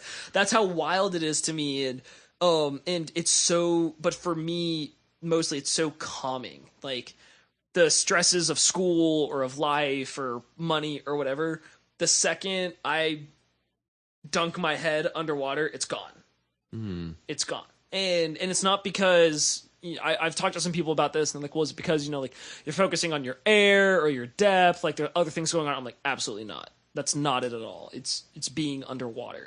It's literally for me. Here's your philosophy. It's washing away all my stress. That's what water literally does that for me. That makes the Messiah feel good. Yeah, there you go. And actually on my, I wanted to talk about my first dive trip. Yeah. And growing up, I thought scuba diving was like the apex of sports. That's about as awesome and as badass as it gets. Wow. Scuba diving. That's strange. I would never really? think that in a million years. But that's from the perspective of treating it like a sport. Not like a fair weather scuba diver, because isn't that the point of scuba diving? You get away from the weather, right? But for some people, it's not the point. And also, when you're 100 feet underwater, there is no weather. Exactly. So, it's always fair weather. It does still affect you 100 feet underwater. But David, no, it doesn't. Yes, it does. But Kev just went, I don't believe you. Yeah. For the record, the position of Nooniverse on this is that no, it doesn't. But as the position of the scuba diving community, yes, it does. Fine. I'll take them on. But yeah, you would, wouldn't you? Yeah. But I was so excited to get my scuba certificate. Like almost foaming at the mouth, like I can't wait to go, like exclaiming every single chance I got, I'm getting scuba certified. I'm a badass. Oh no, this boy has rabies. He cannot come. Yeah. And on the first dive trip, we're on the boat going out to the reef, which is in Key Largo. It's Molasses Reef. Was my first dive, and this is in June of 2014, and the conditions couldn't be more perfect. Like it looks like lake water. Isn't that where there's a Christ the Redeemer? Yes. Statue? Yeah. And I've dove there as well. Nice. And it's cool. It's okay. It's not my favorite spot, but it's a pretty cool spot. And as we're going out, I'm looking out over the boat, and this was mind blowing to me. And I look over I'm with my cousins and my uncle, and I look over to them and I say, guys, why are there two colors of water? And they look at each other and they look back at me. Pull up a picture of two colors of water. Shut up. But they turn back at me and they say, David, that's a reef. And the light colored, because there was like black water and then like crystal clear water, or like sapphire water. And they're like, David, that's a reef, and then that's not a reef. Whoa. Like that it just melted my mind. There's nothing from the surface. Why does water turn to... No. It's not actually two colors. It's the reef. The reef looked dark from the surface. Yeah, okay. That's the moment. So I had this moment where I was like, I'm sort of dumb, but I'm also having a mind-blowing experience where the water is so clear that you can see the reef from the surface.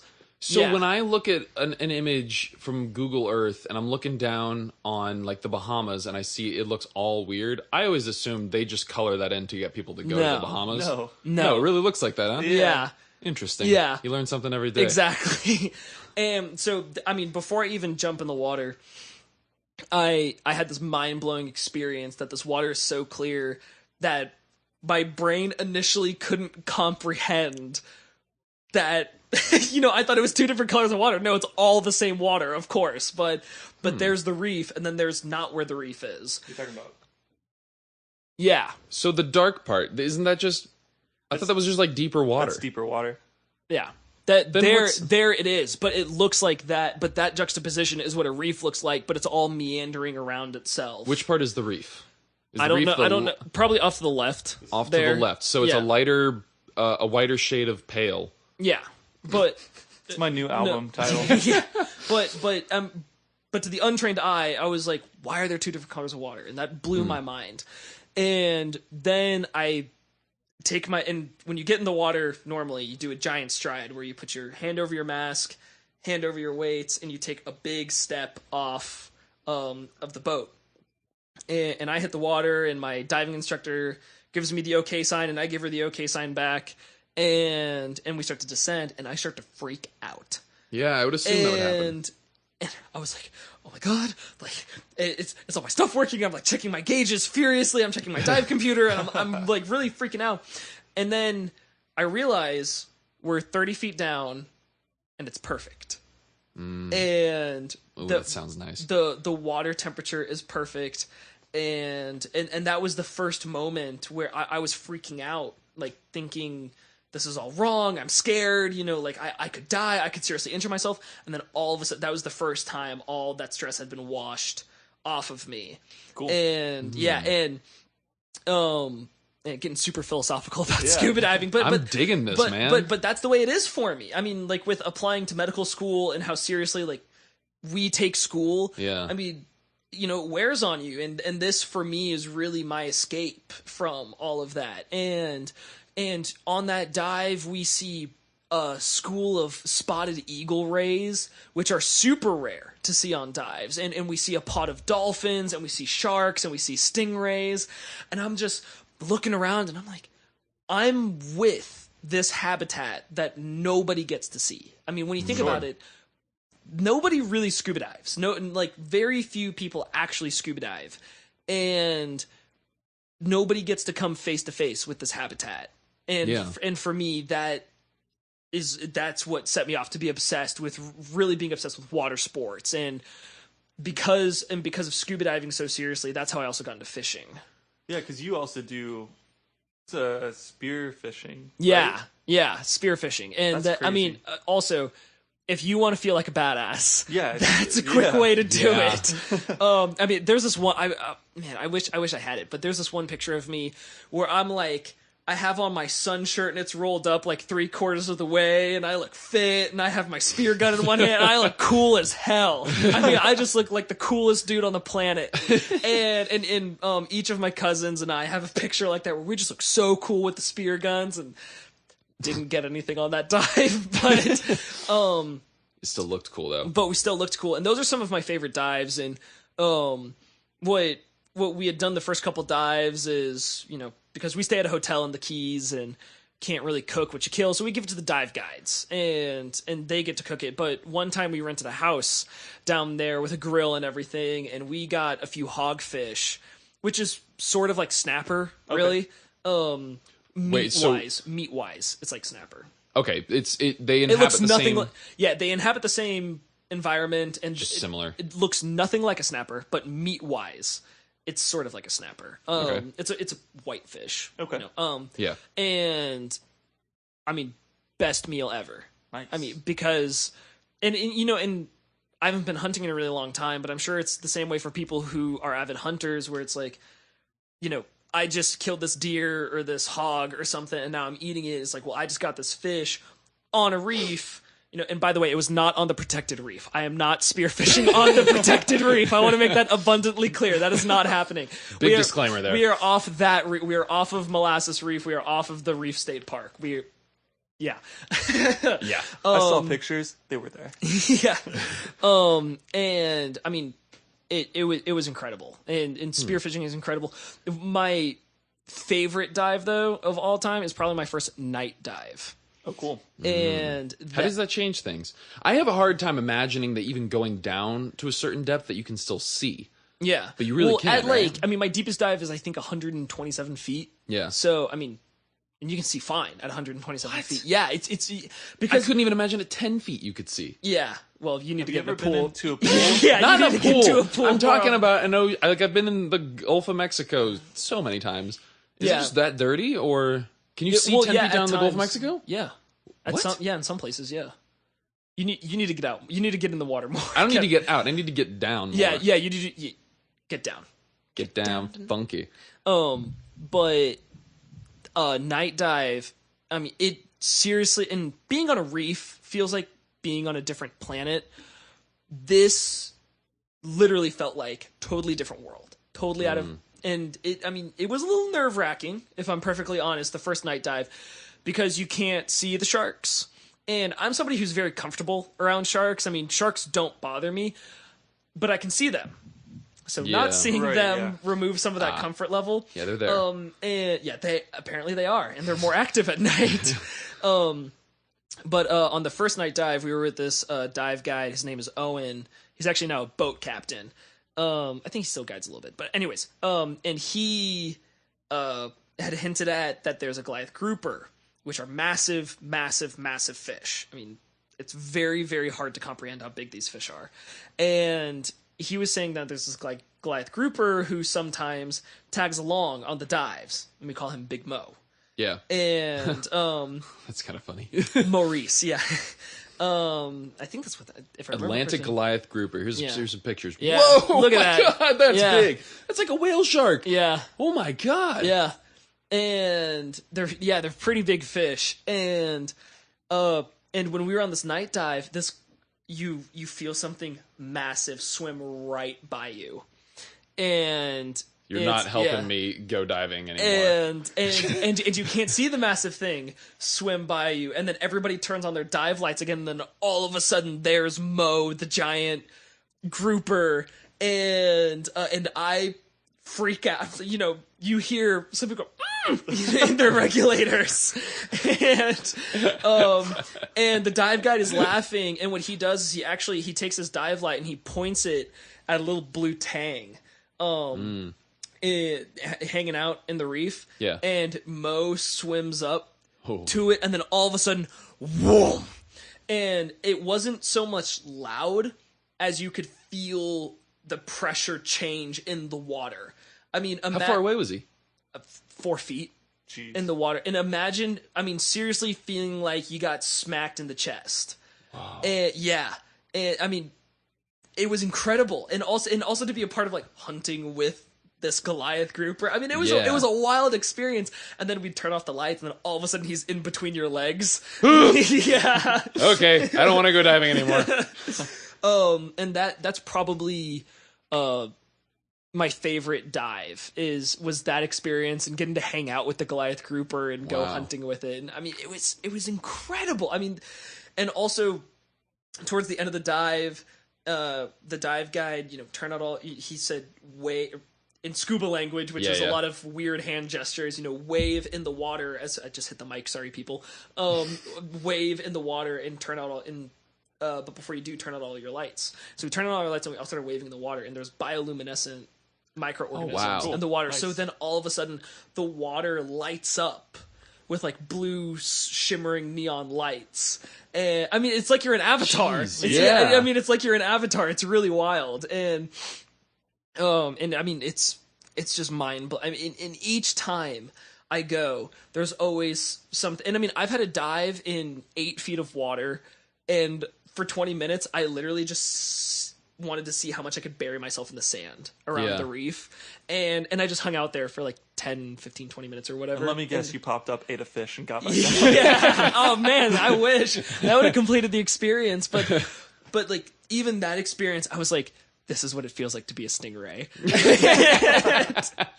and I thought it was an awesome experience. And then, like, my favorite aquatic animal are stingrays. In my in my absolute number one at the top of the list dream dive is with manta rays. And so whenever there's stingrays, I like to get. I like stingrays, so I like to most of my pictures from underwater are of stingrays or videos of stingrays. And there was this one time where big southern stingray was just hanging out in this wide open area next to a mooring ball, and I swim up next to it and I get about an inch away from its face, from this giant southern stingray, and I just hang out. Don't do that, by the way, people. It's very dangerous. What could it do? It could whip around and cut my face open. So, oh my gosh! But did Steve Irwin you? Yeah. Oh yeah. Absolutely. Well, I mean, not like that because it's a different species of ray, so the way they do it is differently. But it still had a barb, and they're still razor sharp. Wow. So they also have like bacteria. It's really nasty. So don't do it. But don't do that. But I will continue to do it. Because I don't know why, but these animals are just. I mean, you grow up sort of wishing like Pokemon and mythical creatures existed. Yeah. They exist! They're on the planet! Whoa, everyone's headphones just exploded. But you look at things like manta rays, that's a mythical creature, and it's on the planet. And I mean, that's, to me, a manta ray is as, like, mythical creature as it gets. Yeah. Oh, definitely. Yeah. I'm fond of manatees. They're pretty cool. Yeah. Actually, the most scared I've ever been on the water was because of a manatee. What? And it was on my last dive. Does it look like a mermaid? No, so on the last dive trip, I was seduced. Yeah. They're really seductive. Yeah. I was out on a dock fishing by myself at night. And I've got some reggae playing, as one does in the Keys. Absolutely. And all of a sudden, this giant amorphous blob is that's what they are. Yeah, I mean, that's whether or not you can see them, that's what they are. And it just comes screaming by me in the water. Making wake in the water. Everybody just remember, this is a manatee, a big old fluffy sea cow. Hey, they can move. They can move. Making wakes. They can move. And screaming. A screaming manatee flying by David. Just ah! Now everyone's ears just exploded. I doubt it. And it scared the daylights out of me because I was like, what sea monster did I just experience? But it was a manatee. I had a similar experience last time I was in Florida. My brother-in-law and I were night fishing off of his dock. And so there's this one spotlight off his dock. It's really bright, so it's really nice for night fishing. But we see this giant shark-shaped object come towards his line, or come towards us, and he decides to cast his line. I'm going, Chris, don't do that. I don't know how to take a shark off the hook. Well, yeah. So the first shark I ever caught, I was in this like piddly little kayak, with my youngest cousin. And we thought that we had gotten, I just hit the mic again, I'm so sorry, people. And we thought that we had gotten something like a bonefish or a permit or something. And we were super excited because those are big game fish in the Florida Keys. And then, I mean, it was really pulling, and it pulled us a couple hundred yards. And I started to think, I was like, oh God. And it wasn't coming off the bottom either. Yeah. It was like glued to the bottom. And I started thinking, oh God, it's a stingray. And I don't know, and I'm more scared of what to do if I get a stingray in a kayak, or like trying to get the hook out of a stingray with it like flailing around and everything. Dude, just cut the line. Yeah. But it wasn't, and it was a bonnethead shark. And they're like miniature, they're like teacup hammerheads. That's how I would describe them. They're really cute. They're bonnetheads. Yeah, they're bonnetheads. They're not hammerheads. And they're really, really cute. And I was like, oh, thank God it's not a stingray. But I had this moment where I was like, how do you get a hook out of a shark's mouth? Because the first time you hook into a shark, that's the thought that goes through your head. It's like, okay, now what? Yeah. Well, so, okay, to think about the whole idea of an outdoorsman, in my mind, the first thing I go to is hunter fisher. That's like the pinnacle of outdoorsmen. Maybe just under that you have like camping, things like that. But I think that hunting and fishing, it's as primitive and as archetypal. Yeah, like that's what it is. Yeah. Like that's your purpose. You're really surviving, and to survive at its fullest, you got to get your food from out there. You got to sustain off of the earth. And I have just recently tried to get into hunting. I just got a shotgun. I'm trying to learn like about this amazing hog problem that we have in Georgia, where you can just go down there and get as many as you want. But I haven't done that yet. I have gotten into fishing with you. I know that you both do a lot of fishing. And once again, from my philosophical take on all this kind of stuff, I would kind of like to know both of your experiences and like with fishing, and why do you do it, and like what does it mean to you? So I would be interested in like figuring out how could I feed myself fishing, and is it practical or? Yeah, well, so I was just telling David this yesterday. I've never like caught a trout and then filleted and cooked it, but I'd like to because I now know how to cook at a fairly decent level. So expert level, by the way. That's an understatement. He's a phenomenal cook. Yeah. Well, by his house. Yeah, by Grant's house. By my house. So that's going to be me moving forward, is figuring out whether or not like new recipes, because one of my favorite parts about camping is cooking, and you know, getting like having a really nice meal out in the woods. So like even getting your like getting all the ingredients from the woods. No, because I'd like to start doing foraging, but you really need a guide for that. You need to learn. Yeah, you need to learn. That's a steep learning curve. I.e. Alexander Supertramp. Do not eat potatoes, people. Yeah. So, like in Georgia, we have some of the most expensive mushrooms to eat. Like we have chanterelle mushrooms. We have morels. Like at Whole Foods, they're $35 a pound. Wow. Yeah. Holy crap. I'd like to go with a guide and figure out. Yeah. You know, catch some trout and then eat some mushrooms with it and call it a day. Call it a day.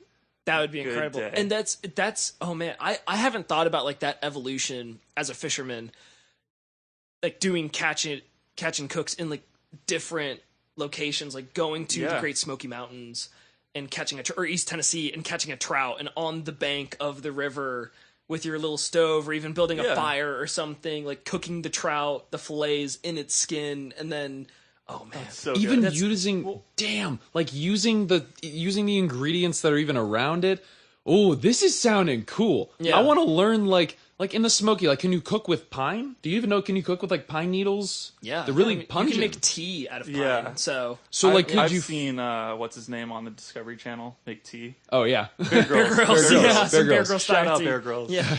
But like to even like fry up trout and pine or something. And well, even for spearfishing, I know in Key West they have a huge lionfish problem. Yes, and you can eat that. You can actually you can cook that, and it's also sushi grade. Though, right? Yeah. No, okay. So the only it's the spines. It's the spine. So if you remove, it's not fugu level. Yeah, takifugu. So if you remove the organ that essentially runs along the back of the lionfish and cut that out, and then remove that before you do anything else to the fish, you're good to go. Right. So they have spearfishing days where you try and see how many lionfish you can bag, and I'd like to do that. That's a lot of fun. I haven't gotten to do one of those culling events, but there's actually somewhere I think pretty close to Destin. It's like a sunken plane or something, or a smaller boat, and there's this one video of this guy going down there with a pole spear, and hundreds are covering, and you can get as many as you want. Jeez. And I mean, when you think about it, I mean, if you get 50 lionfish, that's a lot of food. That really is. And it's edible. And it's apparently, I haven't had it yet. Good. And every time I ask, I'm like, can I have some at a restaurant? I'm like, do you have any lionfish? I'm like, no, we're out. Dang it. I really want to try some. And so when we started going out fishing a lot, we've kind of slowed down. By the way, I'm very interested in going back out. I want to keep fishing. Absolutely. But it kind of blew my mind once again at a philosophical level that we were going out almost every single time we were catching fish. Yeah, absolutely. We were catching a full meal, and we just let it go. Yeah. But at least one, like every single time we went out, and that's food, and it's right there. You can. I mean, it's very. I wouldn't necessarily call it sustainable, but practical to do like. Well, maybe it is sustainable. I don't know, but because I don't know the conservation behind it. Yeah. But you can even stock your own pond. Yeah, but I was gonna say even in Lake Lanier, striped bass. Yeah. There are massive striped bass in Lake Lanier. One of those donkeys will one of them sweet succulent girls because the big ones are the girls. Oh, yeah. That's in fishing, the big ones are the girls. Yes. And one of them, I mean, that's a week of food. Yeah. One at least. I mean, easy 7 days, right, Grant? I mean, a big one, a big striped bass. Yeah. Can you eat fish organs? I wouldn't recommend. Yeah, I wouldn't recommend. Well, it. so people always throw away the fish organs, and I understand. Like even a lot of people will throw away like deer organs or cow organs, goat organs. Yeah. But you can eat all that, and it's actually the best part. Come for with you. me to Skiji Market in Japan. Yeah. Do they Tokyo. eat like fish livers or fish head I'm livers? not sure, but if it's edible, you can find it there. Yeah, I mean And it's the coolest place. that's on something Earth. I would be hard pressed to bite into personally. Yeah. Well, I guess I'll just mean, go with you to Japan then. caviar is some of the most expensive things. Well, Yeah, it's eggs, that's right? It is eggs, but I mean that's still a, not a byproduct, but sort of a byproduct of Can you scramble caviar? asking the real questions. Ask them the real questions. But speaking of real questions, my philosophy behind fishing is it's my scuba diving substitute because Whoa, that's interesting. And because in the Keys, when we're not diving, I'm on the dock fishing and spending time in the water, hanging out with other fish, and so I got like this past year for me, getting real personal, brace yourselves, was super stressful for me because I was studying for the MCAT. I'm applying to medical school, and I mean it was brutal stress wise. And I got home from the last scuba trip, and I was like, I had the time of my life, and I'm back home, and I feel like I'm dying because I can't be in the water, for an hour. So so I thought, what's the next best thing? What's the next best thing that I can do at home, fresh water, and it was fishing. Yeah. And then because that has turned into my daily decompression, try to wash away the stress, it's become an obsession. Yeah. Huh. Yeah. Dang. Well, that's so. Yeah, I like this idea. I want to, and next thing you know, I'm going to be like running out to remote fishing spots and then running back. Well, We got the Chattooga River right here, and it's got a backpacking trail. Yeah. Close. Ooh. And the Southeast is spoiled when it comes to fishing because we have the coast, which has literally world-class fishing. The United States southeastern coast has world-class fishing. We've got the Great Smoky Mountains, the Lake Eufaula.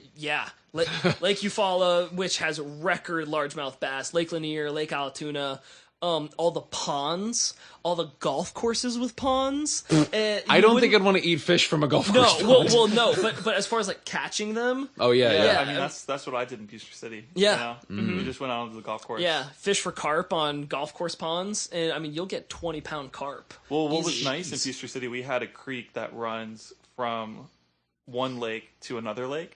So golf course. through the golf course. So you could just go out there and it have, nice bass, whatever. Absolutely, yeah. Yeah. So I love this idea, and okay. So you've been talking about us going on a trip to go fly fishing somewhere, Yeah. up in the Smokies, Yes. Yeah. and I like the idea of like doing research, figuring out how could we do an entire meal based on foraging and fishing. I'll take care of the fish if you take care of the foraging. I will forage. I can guide y'all in East Tennessee. Perfect. We've got a Very perfect easily. crew. Yep. Yeah. We've got a guide. And okay, this is sort of funny because we're coming to the end of the podcast because we've almost gone 2 hours and we need to wrap this up. But Yeah. with that, we've sort of come full circle where we've got these ideas and we're telling each other about stuff that we mutually don't know, and we're educating each other, and let's make a trip. Let's make an experience out of it where like you can guide us in East Tennessee. I can get the fish. You can help me with the fly fishing because I'm still very bad at that. And I can run around for long enough to catch all the mushrooms. Yeah, and you can catch all the mushrooms. But I think that as far as being an outdoorsman or an outdoorsy person, that's a good takeaway is that people have skills that they don't realize that they have, or they have interests that they don't realize that they have, and all they have to do is sit around with their friends and talk about it, and then all of a sudden a trip or a life experience comes to fruition because of it. Dang, we're gonna research this. We're gonna catch some fish. We're gonna get some mushrooms. We're gonna get some berries, all that kind of stuff. Well, also there's I don't know if I've talked to you about this, Grant, but this is going live on the airways now. But potentially doing a short trip down to the Keys and camping in the Keys and fishing in the Keys and catching stuff like snook and redfish and stuff like that for spring break. And and doing like just saltwater catches and cooks. So wow. Well, I can't wait to take this fly fishing trip, and where you may not be fly fishing. Even if I don't fly fish, just the idea. I want to get to. I think, and here's the thing: I'm now obsessive about fly fishing. I think knowing you and knowing how much goes into fly fishing and how much you need to practice, it would very quickly become an obsession for you. And I also think you'd be able to pick it up. Yeah, like with the right guidance. Yeah, I mean, be able to. I have two very good guides. I mean, it took me one in the making. It took me forever to get fly fishing casting down, but I was super young. Yeah, but not like now that I know what works and what doesn't, I can help people out. Pretty easily. Yeah, I mean, you've helped me out a ton. So I mean, and we went practice casting yesterday. An hour and a half, and I mean, I totally felt like I was better for it because of it. So you should definitely come the next time we do that. Yeah, definitely. I'll try and figure out where my third rod is. Yeah. And Grant and I are going to, well, I hope I can come, hiking tomorrow. And bring in the mushroom guide. And, I mean, not just mushrooms, but this is cool. Okay, so you're right. This is cool. We literally just went through, like, all the things that we like to do. And then we just got a trip where we're all bringing our thing. We're bringing something to the table, quite literally. To have an awesome meal, and you know it's going to be at sunset. Absolutely. And it's going to be romantic as hell. Yeah, no one can say anything about it. And whenever we do this trip, we will update this podcast, and we're going to... Or maybe we'll do the podcast in the woods. Maybe, can we do that? Can we figure that out? Senpai Grant, figure that shit out. You're going to need a quack there, but it's right at the end, so... Well, okay, so... But the reason why I think that's so cool is because that's the point of the Nooniverse. Yeah. We're evolving. We evolved to be able to do this trip because of our collective experience and knowledge. Yeah. And I think that the takeaway needs to be is that whoever's listening to this, do that. Yeah. Sit down with your friends and make it happen. Yeah. This is how you become outdoorsman. This is how you become... Oh my God, yes! Yeah. Dude, we are subconsciously full circling the hell out of this. Yeah, we are. And on that note, the Nooniverse. This is it, right? We're done? Well, not yet. We got to say what we're going to do next time. Oh yeah. I already have notes for next time. Oh yeah. So the next episode, I believe, even though I have so much I want to talk about this medical conference I went to, we're going to get into medical philosophy, all that stuff later. Yep. The next podcast we want to focus on, we said the word aliens. Yes. But it's not necessarily just classic aliens. It's kind of just life outside of Earth. Yeah, not the United States. Yeah. At the beach? At the beach. It's gonna happen. Real quick. I was with Grant. I don't know a lot of these details. I don't remember them, but I was with Grant. I was with you, right? No. I was away from you. It was you were behind us, and then you ran up and said, I just saw a UFO. I was messing with you. Oh! Fine, save it, Senpai Grant. Yeah. We want to talk about aliens next episode. I think it's going to be fun. Oh, I think it's going to be a lot of fun. We have a lot to talk about. I love the... Shut up. Shut up and go back to your mixer board. Yeah. So we've got a lot to talk about. I don't know when we're going to record it. I'm ready to record it any time because I'm totally down for just going off on Fermi paradox and all that kind of stuff. Right. But that being said, Thank you, everyone, for listening. Yeah. Please follow us on Twitter. It's at the Nooniverse with a capital T and the first N in Nooniverse is capitalized as well. And also, please subscribe to the YouTube channel and like this video if you enjoyed it. And if you didn't like it, well, then I don't want to have another quack. Yes. And as we said earlier, we are going to go get falafel. DJ Grant, send us out. All right. Later, y'all.